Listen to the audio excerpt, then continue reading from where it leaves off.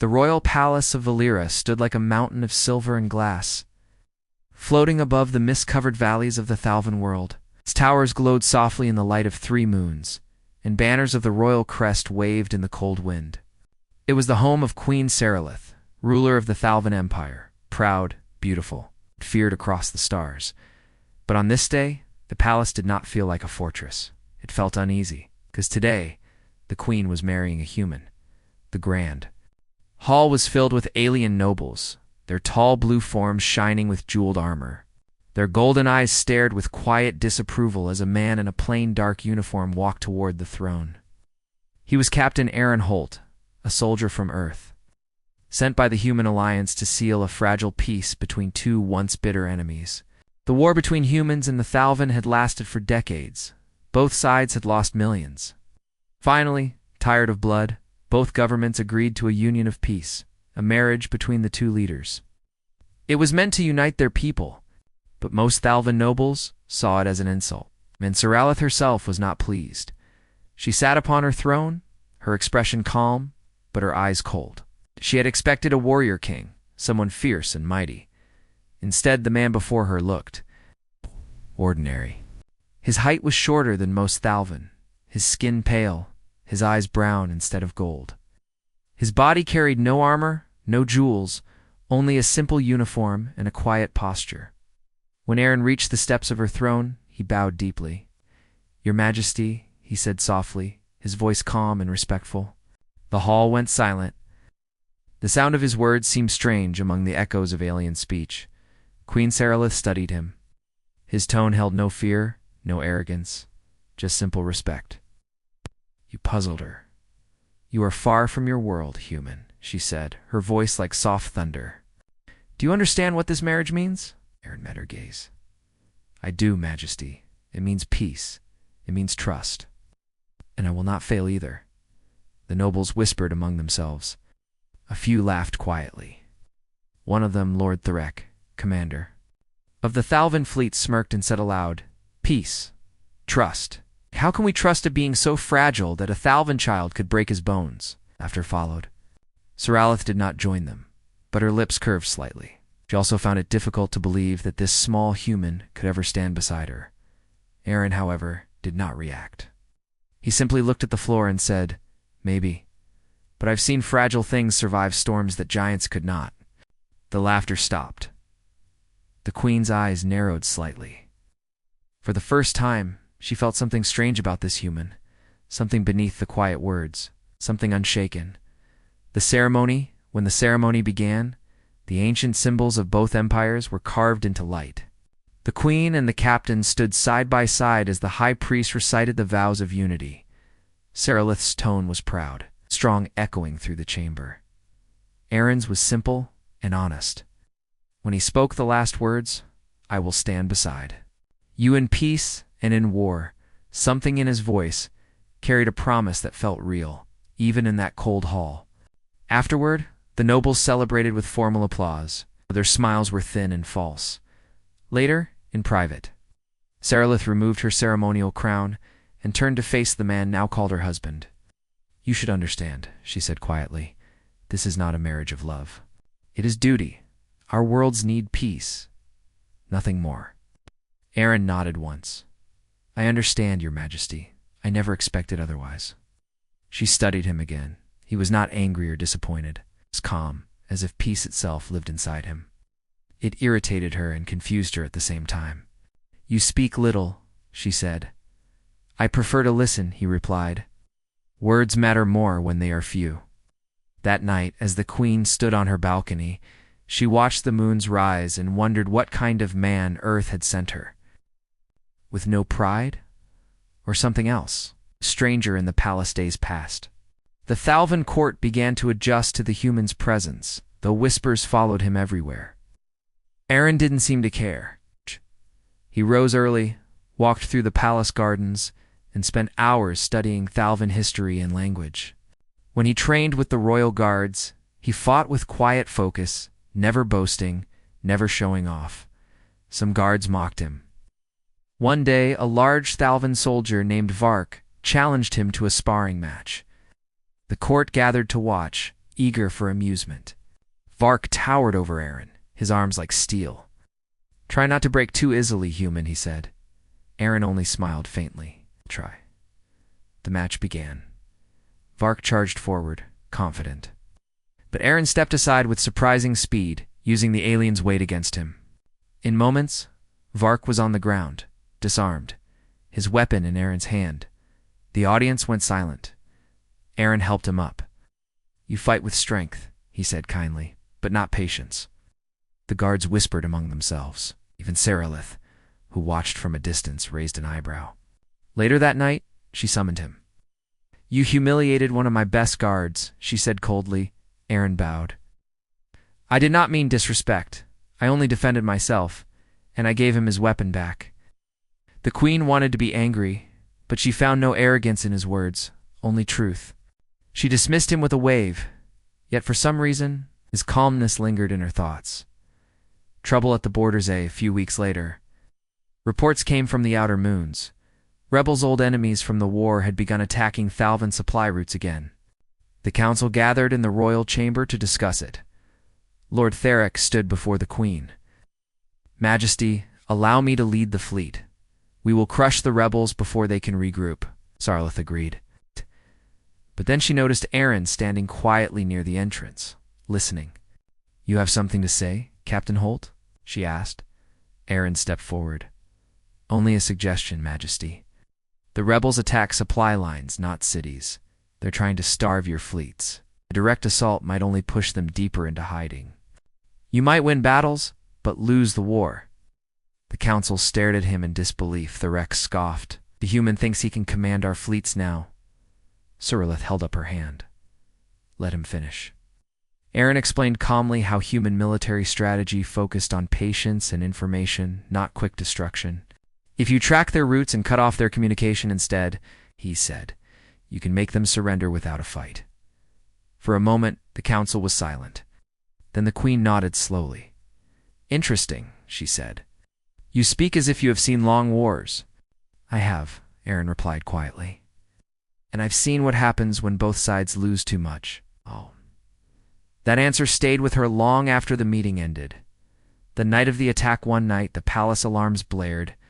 Unknown ships had entered Valera's orbit.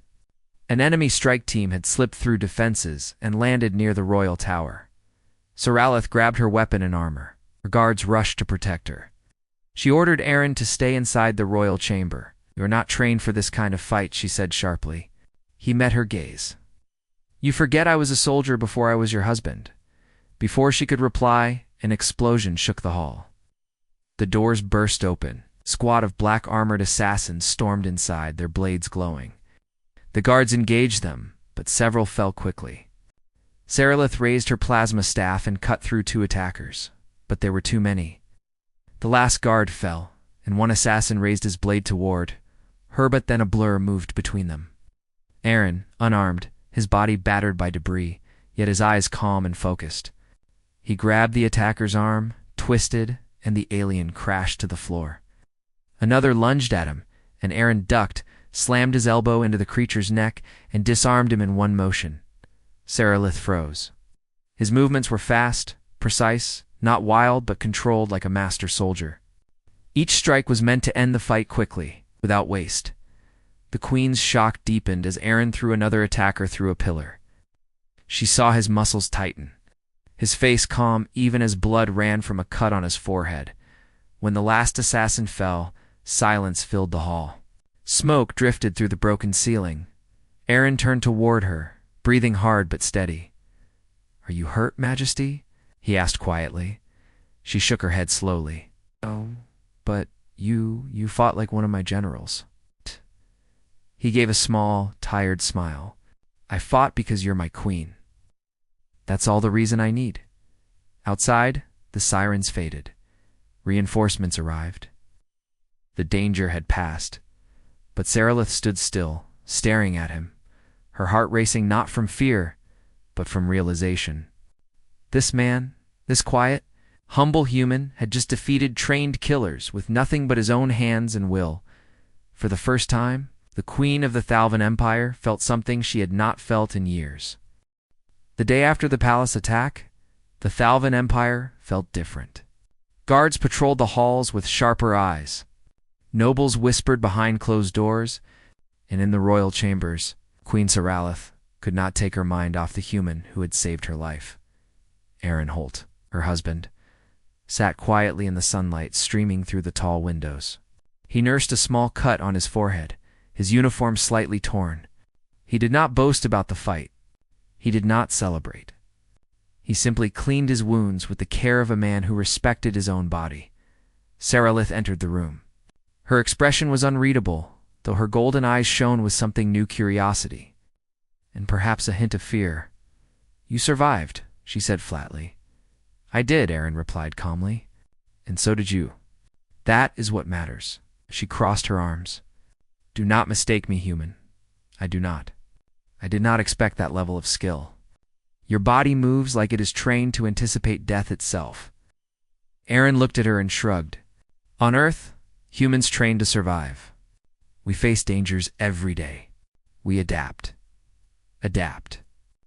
Saralith's brow furrowed. "We Thalvan are trained from birth to fight, to endure pain, to lead armies. How can a human compare to that?" Aaron stood, slowly, carefully. His eyes were steady, unwavering. Because survival is not only about training or strength, it is about will, about refusing to fall, even when everything seems lost. Humans are small compared to giants, weak compared to soldiers like you, but we fight anyway. We survive anyway. Queen studied him. His words were simple, but they carried a weight she had not expected. Training with the Queen over the next days. Saralith invited Aaron to train beside her. The court watched in disbelief as the alien queen, known for her unmatched skill, sparred with her human husband. Aaron did not try to dominate her. He moved with precision and patience, countering her attacks without arrogance. Saralith noticed how he could anticipate her moves not by guessing, but by reading her intent. "You are faster than you should be," she said during one session. Panting slightly, "I am used to adapting to what I face," he said calmly. "I study, I observe, I practice. Humans cannot afford to fail." They trained for hours. Saralith noticed that his strength was not just physical. His mind was sharp. His reflexes were quick. His patience never broke. Even when she pressed him to the limit, he responded without panic or anger. For the first time, the Queen felt respect growing in her chest. And with that respect came another feeling she did not expect: admiration. The council meeting 1 week after the attack. The council gathered again to discuss the situation on the outer moons. The rebellion had not stopped. Supply lines were disrupted, and Thalvan resources were strained. "This is a serious threat," said Lord Theric, his voice echoing through the chamber. "We must send a full fleet to crush them." Saralith glanced at Aaron. "What do you think?" The council snickered. They expected the human to be silent, to offer nothing of value. Aaron stepped forward. "Majesty, the rebels are hiding among the moons. A full fleet will push them further into cover. They are small, but they are clever. A direct attack will only prolong the conflict. If we cut off their supplies and intercept communications, we can end this quickly, without unnecessary bloodshed." The chamber fell silent. Eyes turned to Saralith, waiting for her reaction. "You are suggesting strategy over strength," Theric said, disbelief in his voice. "Do you think a human can command our fleets better than our generals?" Aaron shook his head. "I am not suggesting I command them. I am suggesting you see their actions as a sequence, not just a battle. Strength alone will not win this war." Saralith stood. "I will take your suggestions seriously. We will try your method, human. And if it fails, we will know that brute force is needed." The council reluctantly agreed. Aaron's plan was simple but precise. Track supply routes, place small ambushes, and use the knowledge of human tactics to predict the rebels' movements. Learning about humans after the meeting, Saralith asked Aaron about his world. "Why do humans fight like this? How can you survive when your bodies are so fragile?" she asked. Aaron smiled faintly. "We are fragile, yes, But our world is not easy. Earth has storms, earthquakes, predators, hunger, disease. To survive, humans must learn strength, endurance, and intelligence. We rely on our minds and our hearts, not just our bodies. Sarilith considered this. So your strength is not only muscle? No, he said. It is willpower, courage, and care for others. That is why I fought for you in the palace. Not because I am stronger than your guards, but because I would not let harm come to you. For a moment, Sarilith was silent. The queen, who had once believed herself the strongest being in the empire, now felt a new realization. This human, who looked so ordinary, carried a fire she had never seen, a test of courage. The next day, scouts reported a small enemy patrol approaching the palace perimeter. Sarilith prepared to lead a strike team herself. She told Aaron to stay behind. I do not wish to see you hurt, she said. Aaron shook his head. I am not here just to survive, Majesty. If you fight, I fight. If danger comes, I do not hide. Reluctantly, Sarilith allowed him to join. Together, they left the palace and moved toward the enemy patrol. The patrol was larger than expected. 20 heavily armed rebels waited in the shadows of a canyon. The queen raised her staff, preparing to strike, but Aaron held up a hand. Wait, he whispered. He studied the terrain, the enemy's formation, and their movements. Then, with calm precision, he gave commands to the few Thalvan soldiers beside them.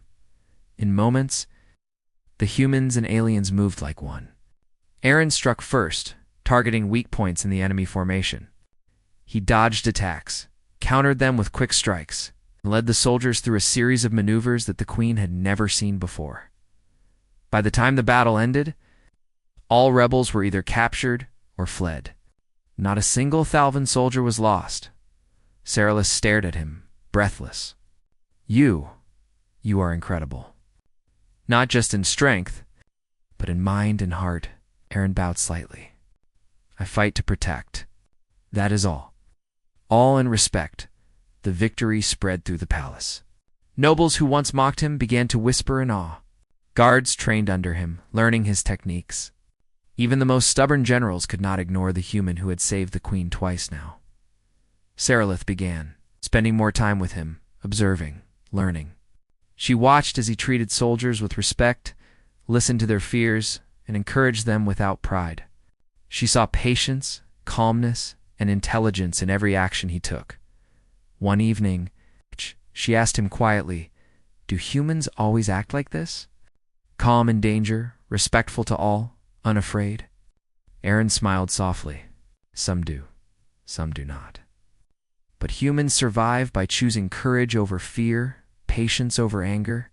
That is why we endure where others fail. Sarilith thought of the palace attack, the sparring match, the ambush on the rebels. Every time Aaron had faced impossible odds and emerged victorious not by power alone, but by will, courage, and thought. Her respect deepened, along with a strange new feeling trust. Not trust in soldiers or generals, but trust in him. The human who had entered her life quietly, humbly, and now commanded her admiration.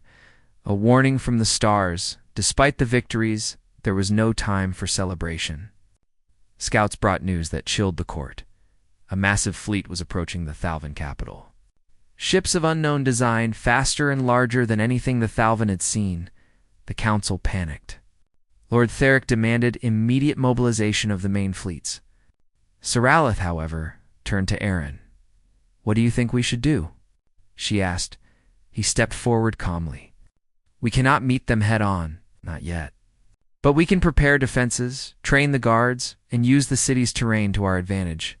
And we can use the same patience we used with the rebels. Wait for the right moment. Strike where it hurts the most." Sarilith's eyes shone with realization. "So you do not fear them?"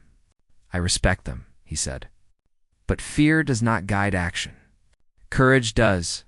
The queen felt a surge of awe again. This human, small and ordinary in appearance, held a mind and heart capable of facing an empire. The 3 sons of Valera were hidden behind a thick layer of clouds, casting the capital in a dull gray light. The city hummed with tension. Soldiers ran through the streets, preparing defenses, loading weapons, and fortifying towers. The Thalvan Empire, proud and mighty, had never felt such fear in generations. Queen Seralith stood atop the highest tower of the palace, her golden eyes scanning the horizon. There it was, the enemy fleet. Massive ships with dark hulls moved silently through the clouds. Thousands of vessels, far larger than anything the Thalvan had faced. Glimmered with cold, strange technology, she turned to her council. Prepare the fleets. All ships, all troops, every weapon must be ready. Lord Sarek stepped forward, his face pale. Majesty, even with the full fleet, we may not withstand them. We could be wiped out before they even reach the city. Seralith's jaw tightened. She thought of her people, of her throne, of her empire. And she thought of him, the human who had already proven his strength. She took a deep breath and called for Aaron Holt. The calm before the storm Aaron arrived at the palace courtyard. Unarmored, but steady. He had a small band of loyal soldiers with him, mostly humans and a few Thalvan who had witnessed his skill. Captain Holt, Seralith said, her voice calm but firm, the fleet is approaching. I will lead the armies, but we are outnumbered. We must prepare for what is coming. Aaron nodded. Majesty, the situation is dangerous. Yes, but the odds are never absolute. We can use intelligence, strategy, and courage to change them. Fear does not win wars. Action does.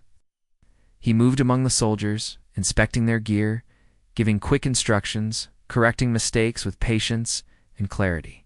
The Thalvan soldiers, once skeptical, watched him work. They had seen his calm under attack, his ability to read opponents, and now they began to trust his judgment even in the shadow of overwhelming doom. Seralith stood beside him, her arms crossed.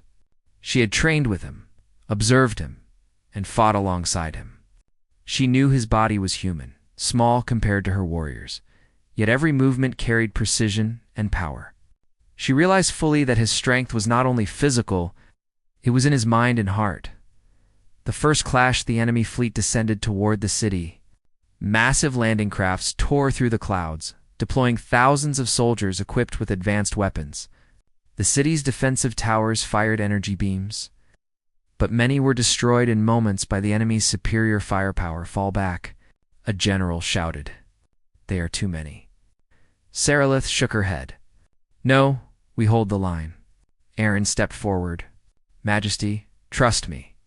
We will not fall, but we must use every advantage. Spread the troops through the narrow streets. Use the buildings for cover. Attack where they are weakest. Patience, timing, and precision, that is how we survive. The Queen's eyes widened. This human, who looked so fragile, commanded authority not by size, but by intelligence. She gave a small nod and signaled her own guards to follow his plan. Streets afire, the battle moved into the streets of Valera. Explosions rocked the city. Enemy soldiers poured in from every side. Thalvan warriors fought fiercely, but they were confused by the new tactics Aaron had introduced. They had never imagined that a human could coordinate ambushes, traps, and counterattacks with such clarity. Aaron moved among the chaos. His small frame darted through enemies, striking quickly, disarming heavily armed soldiers, and then retreating before a counterattack could reach him. His hands and arms were strong, his reflexes unmatched, yet he did not strike recklessly. Every movement was calculated. Seralith watched in awe as he single-handedly blocked a corridor, defending her palace with nothing but his strength, speed, and mind. She realized that his human body, though smaller than her soldiers, carried a force that the Empire had never seen before. The turning point, despite their courage, the enemy soldiers began to push forward. The palace gates were under threat. Seralith raised her staff, ready to fight to the last breath. Aaron appeared at her side. Majesty, do not fight here. The gates are not the key. The command ship is their center. If we take it out, the rest will crumble. Seralith hesitated. The command ship? It is heavily guarded. Aaron's eyes narrowed. Then we use speed, strategy, and focus. Let me lead a small strike team. The queen's heart raced. He was offering to go against hundreds of enemies with only a handful of soldiers. She should have stopped him, yet she did not. She trusted him. Strike at the heart, Aaron led his team through narrow alleys, avoiding patrols and using cover expertly. He moved like a shadow, silent, fast, and precise. When they reached the enemy command ship, they encountered dozens of guards. He did not hesitate.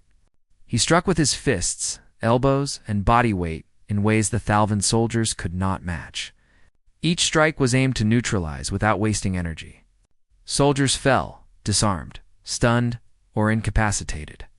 His team followed, inspired by his courage and calm precision. Finally, Aaron reached the command controls. With steady hands, he used the enemy's technology against them, sending the ship spiraling into the city's river.